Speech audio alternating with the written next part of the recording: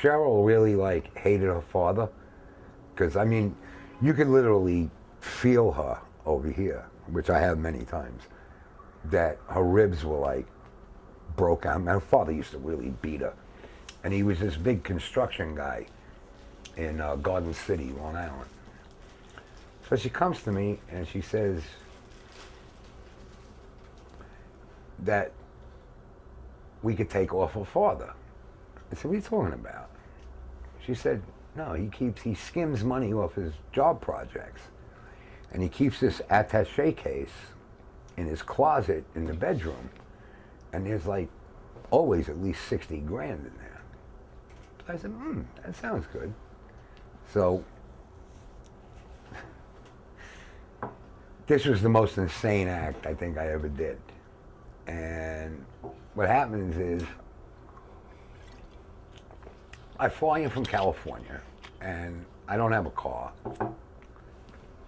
And now Cheryl tells me, look, she plots out the house, all right, in Garden City.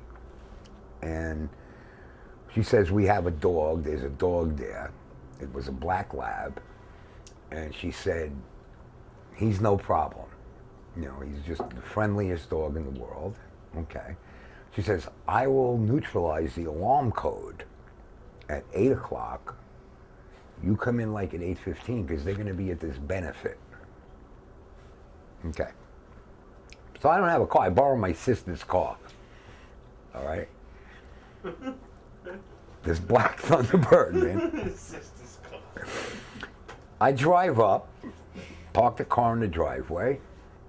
All right. I get out. Go to open the back door that she was supposed to leave unlocked, wasn't unlocked. One antenna goes up. I said, this is really fucked. I said, I really hope she turned the alarm off. So I break this window to get into the door thing. Fucking alarms, lights, everything's going off. And I said, fuck. And now I'm inside the house. And I said, well, I'm in here now. Right? Let me see what's going on. So I walk around. It was like a side door, like to the garage. I walk into the kitchen, and there's this gate, you know, like a child gate, and there's this black Labrador, the friendly lab, charges me at 80 miles an hour, just teeth and foam coming out of his mouth. So I look, because it was by the garage. I grabbed this hammer. And I used like the rubber part of the hammer, and I just, bam, I banged him, and he went unconscious, all right? Now I figure, okay, I gotta find this bedroom where the money is. So I'm running around upstairs, and this house was huge. And I'm running around upstairs, and I finally find, you know, the bedroom. And I hear coming up the stairs, here comes the werewolf again, all right? So I meet him at the doorway, bam, I hit him again, knock him out again, right? I find the suitcase, get the suitcase, run down the stairs, go out to try and get out the way I came in, through the garage. The door's jammed, the garage door. I can't get the lock undone. I'm sitting in there, and now these alarms are going off and all this shit. Finally, I got the garage door open like this much. I low crawl out with my little attaché, jump in my sister's car, take off. The instant I was making a right to get out of there, I could see the fucking lights. I couldn't see the cars, but I could hear the sirens and the lights of the Garden City police coming around the other corner. All right? So I get on the Long Island Expressway, and I said, let me give a few hours before I bring her car back. This way, if I park it back in my sister's driveway, they're going to think she had something to do with it.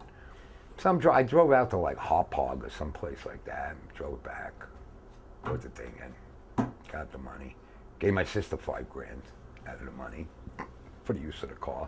I mean, she had no idea what I was going to do with this car. I just said, hey, can I borrow your car for a little bit, all right? It winds up that this guy lived next door to the mayor of Garden City, and they were having this big party, and there was like these long windows, And I was wondering why everybody was at the window looking when I took off, all right? And that's why the cops responded so quick, all right? So now what happens is I count the money.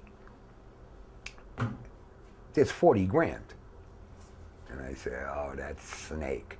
What she did was she took 20 grand off the top before I did the fucking robbery for herself. And I'm talking, and I'm saying, Cheryl, I said, there's only 40 grand here. I thought you said there's 60.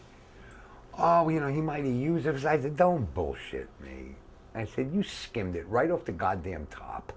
And now you want the rest? You want me to split this with you? That ain't happening. That basically ended our relationship, you know, because I wasn't going to give her no money, you know. And that was the Garden City story.